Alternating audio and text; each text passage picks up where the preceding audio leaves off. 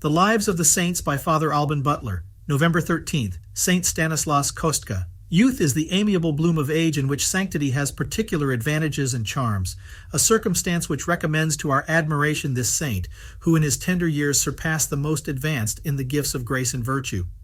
Stanislaus was the youngest son of John Kostka, senator of Poland, and of Margaret Kryska, sister to the Palatine of Masovia, and was born in the castle of Roscoe on the 28th of October in 1550. His mother engraved in his tender heart early and deep impressions of piety, and the first use the saint made of his reason was to consecrate himself to God with a fervor beyond his age. The first elements of letters he learned at home under a private tutor named John Belinsky, who attended him and his elder brother Paul to the numerous college of the Jesuits at Vienna when the saint was 14 years old. From the first dawn of reason he showed no inclination to anything but to piety, and as soon as he was capable, he gave as much of his time as possible to prayer and study. His nicety in the point of purity, and his dread of detraction and all dangers of sin, made him infinitely cautious in the choice of his company. When he arrived at Vienna and was lodged among the pensioners of the Jesuits, everyone was struck with admiration to see the profound recollection and devotion with which he poured forth his soul before God in prayer. The modesty and glowing fervor which appeared in his countenance at those times raised in all who beheld him a veneration for his person. He sometimes fell into raptures, and often even at public prayer torrents of sweet tears gushed from his eyes with such impetuosity that he was not able to contain them. He always came from his devotion so full of the Spirit of God that he communicated the same to those who conversed with him. The fire of divine love which burned in his breast he kindled in the hearts several devout companions, with whom it was his delight to discourse God and heavenly things, on which subjects he spoke with such energy, imparted to others some sparks of that joy with which his heart and words overflowed. His innocence and virtue stood yet in need of being perfected by trials. Upon the death of the Emperor Ferdinand in 1564, his successor Maximilian II, who had not the same zeal for religion, took from the Jesuits the house which Ferdinand had lent them for the lodging of their pensioners. Paul Kostka, who was 2 years older than the saint, and who had their tutor Belinsky always in his interest, was fond of liberty and diversions, and to indulge this inclination prevailed with Belinsky to take lodgings in a Lutheran's house, and looking upon his brother's conduct as a censure of his own, treated him continually with injuries, and often struck and beat him. Belinsky was still a more dangerous tempter and persecutor, not only by declaring always for the elder brother against him, but also by endeavoring to persuade him, by flattering insinuations and severe rebukes, that he ought to allow more to the world, and that so much was not necessary for a person in his station to save his soul. Stanislaus, far from being overcome, stood the more firmly upon his guard and opposed these assaults by redoubling his fervor.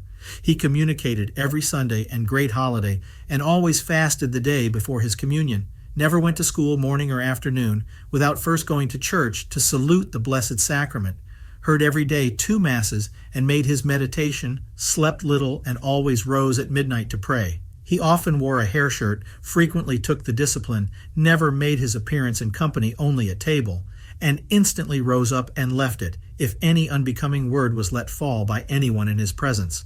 When he was not at church or college, he was always to be found at his devotions or studies in his closet, except for a short time after meals.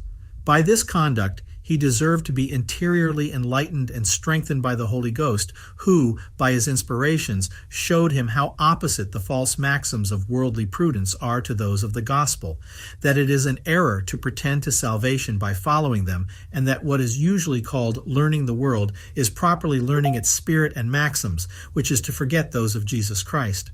The saint suffered these dangerous solicitations and persecutions for 2 years, and then fell very ill. Finding his distemper dangerous, he desired to receive the viaticum, but his Lutheran landlord would not suffer it to be brought publicly to his house, and the tutor and brother would have it deferred. The pious youth, in extreme affliction, recommended himself to the intercession of St. Barbara, who is particularly invoked in the northern kingdoms, for the grace of a happy death and the benefit of receiving the last sacraments.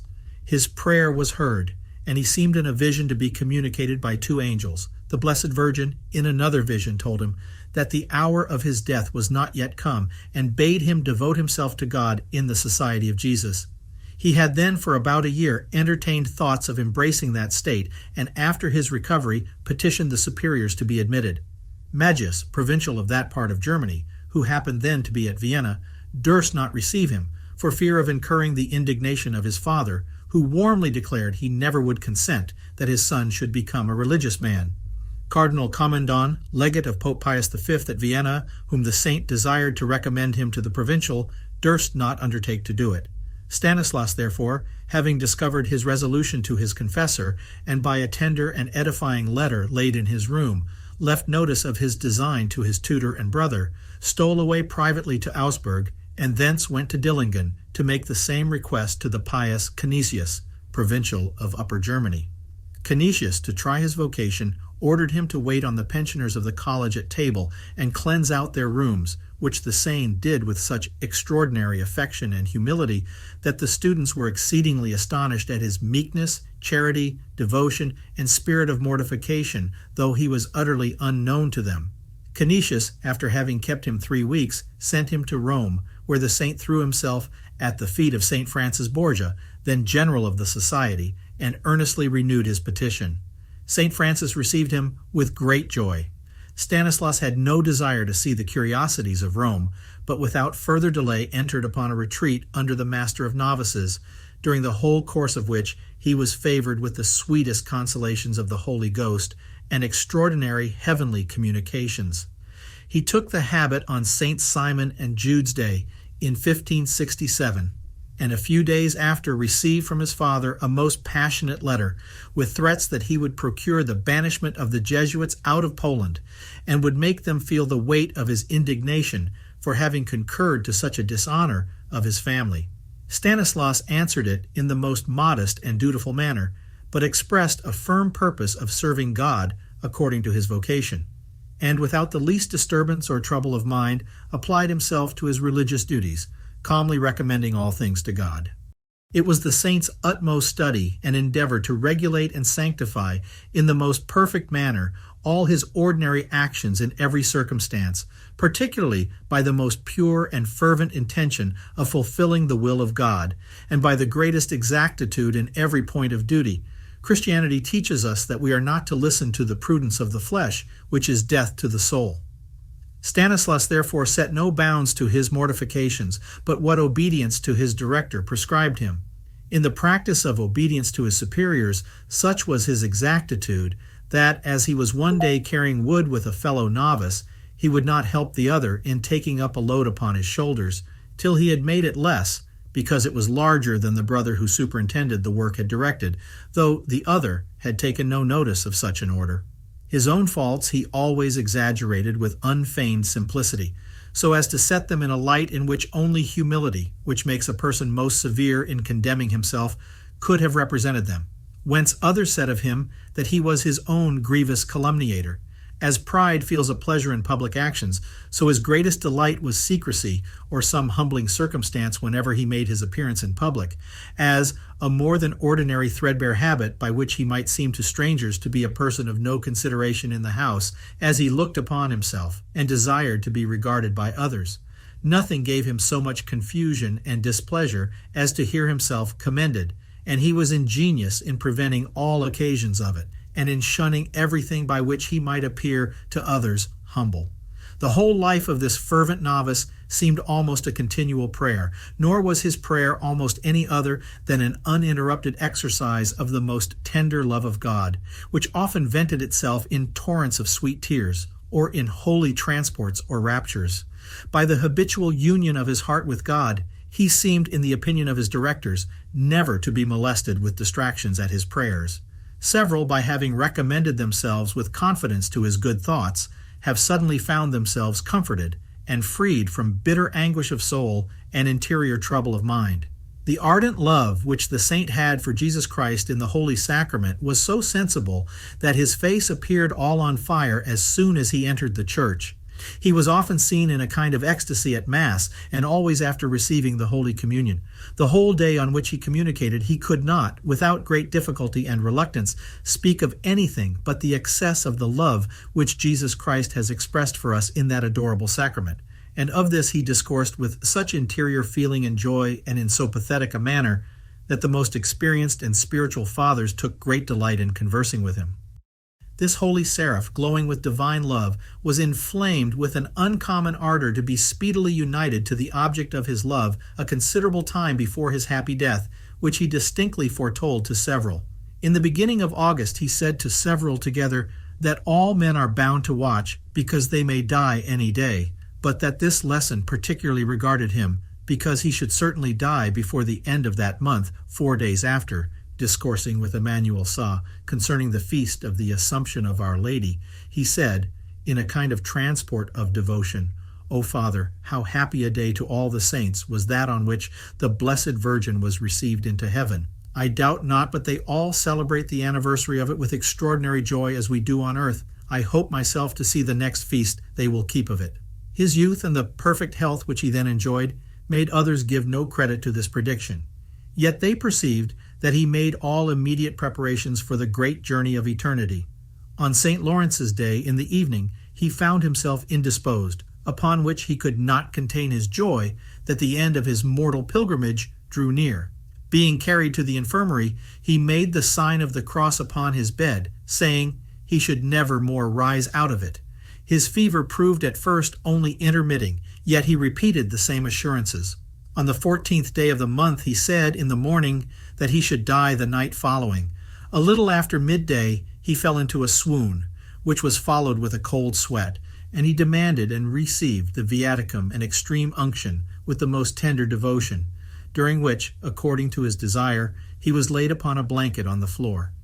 He begged pardon of all his brethren for whatever offenses he had committed against anyone, and continued repeating frequent aspirations of compunction and divine love.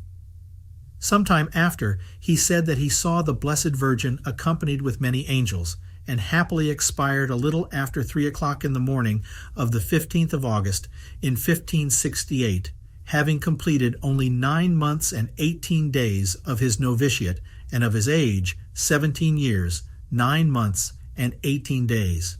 The sanctity of his life and several manifest miracles engaged Clement VIII to beatify him, that is, declare him happy, in 1604. Paul V allowed an office to be said in his honor in all the churches of Poland. Clement X granted that privilege to the Society, and settled his feast on the 13th of November, on which his body, which was found sound, and without the least signs of decay or corruption, was translated from the old chapel and laid in the new church of the Novitiate at Rome, founded by Prince Pamphili. The saint was canonized by Benedict XIII in 1727. The Poles have chosen him, jointly with St. Casimir, chief patron of their kingdom, and he is particular patron of the cities of Warsaw, Poznan, Lublin, and Leopold. The Poles ascribe to his intercession the deliverance of their country from a pestilence, and several victories of King Ladislas over the Turks, and others of his brother and successor Casimir over the Tartars and Cossacks in 1651. Many miraculous cures have been wrought through his intervention. A relation of this that follows, with the attestations of 5 eminent physicians and a surgeon, and of all the Jesuits then living at Lima, and witnesses to the fact approved by the Vicariate, the archbishopric being then vacant, was printed at Madrid in 1674. A novice in the convent of the Jesuits at Lima, after a malignant fever in the month of October, was deprived by a palsy of all motion on the whole right side of his body, so that he was not able to stir in the least that hand or foot. A loathing of all food, with a fever and other bad symptoms, attended the disorder, which the physicians judged incurable. On the feast of St. Stanislaus, the 13th of November, by applying a picture of the saint to that side, he found the motion and feeling in those parts instantly restored, and himself in perfect health. Certain companions who were present called the rector, and the whole house followed him. The novice who was recovered arose and dressed himself, and walked to the church as well as if he had never been sick. The whole community accompanied him and sung a solemn Te Deum.